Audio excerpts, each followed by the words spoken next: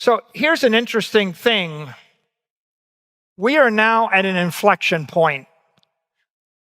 We have all the information to know Bitcoin is winning, and yet the majority, 99.8% of the capital in the world, still pretends and acts like it isn't. Most is still oblivious. You know something the rest of the world has not yet acknowledged, and yet it couldn't be clearer to all of us in this room. There's a monetary revolution afoot, a revolution in economic thinking. It's spreading everywhere in the world. It's fueled by the digital transformation of the capital markets that you see manifested in all of these companies and all of these securities and all of this Bitcoin activity. And it's going to be accelerated by explosive financial innovation. That innovation is surging now. You can see it everywhere around us. Every single company is thinking, how do I integrate? What am I going to do? So the revolution is afoot. The world is bullish on Bitcoin. It's being adopted faster and more aggressively by governments, by banks, by corporations, by investors than nearly all of us thought a year ago. Just a year ago, the idea of governments, banks, or corporations embracing Bitcoin seemed far-fetched. But today, the landscape is shifting rapidly. Institutions that once dismissed it are now integrating it. Politicians are openly supporting it. Corporate treasuries are quietly adding it to their reserves. Yet, despite these signs, the vast majority of global capital still behaves as if Bitcoin doesn't matter. Michael Saylor sees this gap as one of the most profound opportunities of our era moment of monetary realignment, where Bitcoin transitions from speculation to a digital bedrock, designed to preserve wealth for generations. And before that, be the one who says I was here before 100K. I'm on a mission to hit 100K subscriber before 2025 ends. Help me get there. Subscribe now and drop your thoughts on the market in the comment. Let's win and grow together. So of course you're bullish, I'm bullish, but the point is the governor of Texas is bullish. The point is the president of the United States is bullish. The point is people you don't know in places you've never been are bullish. This is extraordinary. And I take a moment to go back to someone that was bullish when none of us were here, when none of us had this information. January 10th, 2009, the network launched technically January 3rd, but it was kind of clicking away by January 9th. And the next day, a certain genius estimates that Bitcoin could be $10 million a coin. And this is so humbling. It took the rest of us 16 years, $2 trillion in order to come to a conclusion that, yeah, this is going to happen. Thank you, Hal. Inflection point, ignition point, escape velocity. When a nuclear reactor comes online, when the chain reaction starts up, we call that criticality. Bitcoin's reached criticality. The network has come to life. The work's done. The power's flowing. And there's no off switch. Satoshi's fire is now unstoppable, right? The network is unstoppable. Thank you. Satoshi's point is the Schelling point of global money. We can now see, you can see, I can see, the rest of the world is beginning to see that in fact there is an inversion and there's a transformation.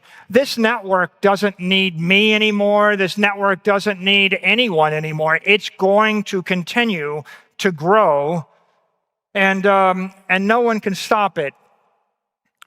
And so with that, with the help of all that information, I'm going to now share my Bitcoin prophecy. I think we're going to be $21 million in 21 years. It's a very special time in the network, maybe the one time in the history of the network where you look out 21 years and you see 21 million. Specifically, I expect 21 million coins at a $21 million price in 21 years, and people ask, how's the network going to grow? It's going to be growing at 21% in 21 years. The volatility is going to be 21. This is all, the only number you need to remember is the number 21. And what does that look like? Well, that looks like 28.5% from here. Not that different, slightly less than 29% ARR. But the path to 21 million, it's not going to be simple. It's going to be volatile. And so you're going to see a volatility, and it's going to damp over time, but you got to be prepared for the volatility, for the surges and the drawdowns, the good days, the bad days. This is Bitcoin's annualized return looking back a decade, looking forward 2 decades. And you can see that the network was growing faster when it's small. That's totally rational. It's now in the mid-50s.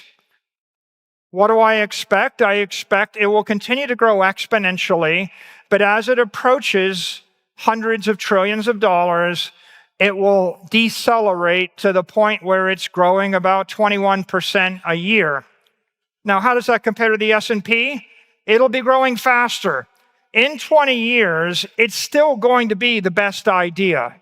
It's still going to be the most lucrative capital asset a company can hold. It's still going to be durable, vital. There will not be a better investment in the year 2046.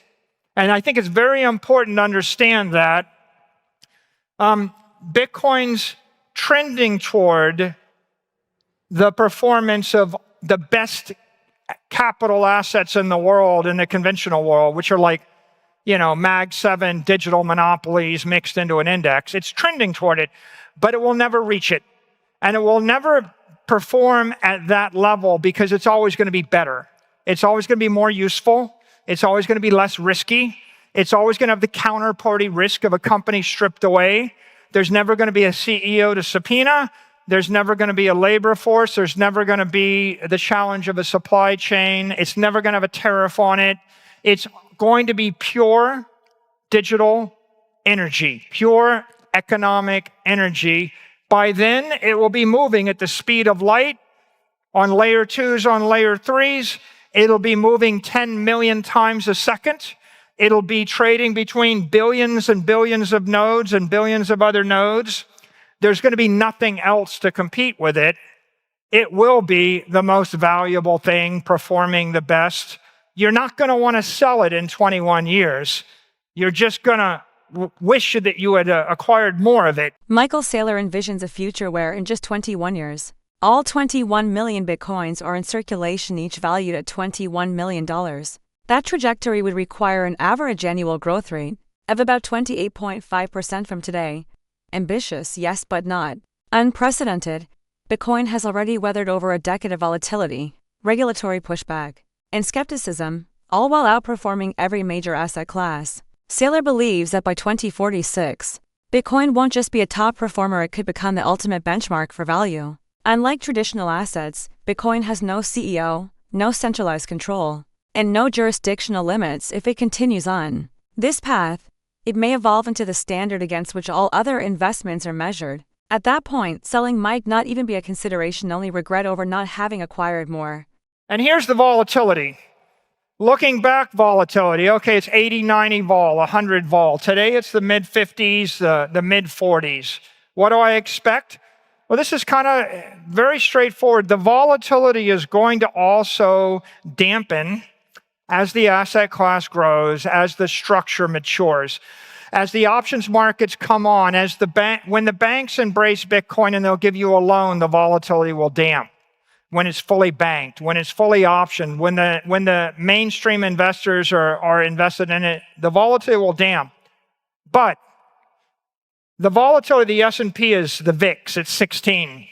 Bitcoin's going to be 21. Bitcoin's always going to be more volatile because it's more useful. because it's more pure, right? And because it's more leverageable, because you'll have more capabilities and you'll be able to do more with it everywhere in the world. It will be raw economic energy. And that's okay. Volatility is vitality. So now you have a future, $21 million, 21 ARR, 21 vol. This is the important part of the presentation. What will you do?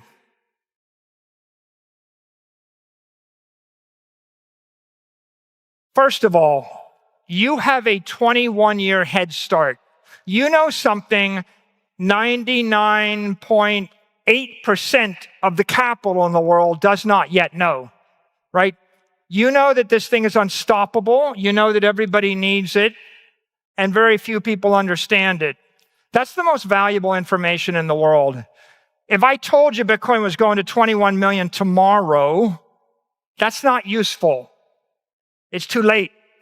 I'm giving you something much more valuable. I'm giving you 21 years to leverage that information while everybody else is oblivious, while everybody else is afraid, while everybody else is distracted. You can do something. If you build the right machine, build a money-making machine for yourself. If you build the right machine and you plug it into the Bitcoin network, it will grow stronger every day. It will grow stronger every year. It will compound extraordinary wealth. Extraordinary wealth. And you will change your world. You have a once-in-a-lifetime opportunity to change the destiny of everybody in your bloodline, to change the destiny of your community, everything you hold dear, to change the political course of human history. You can do it. You have the opportunity because you have the most valuable information in the world. And the question is, how are you going to do it? What is your Bitcoin strategy? Michael Saylor's latest outlook goes beyond simply owning Bitcoin. It's about building a life strategy around it.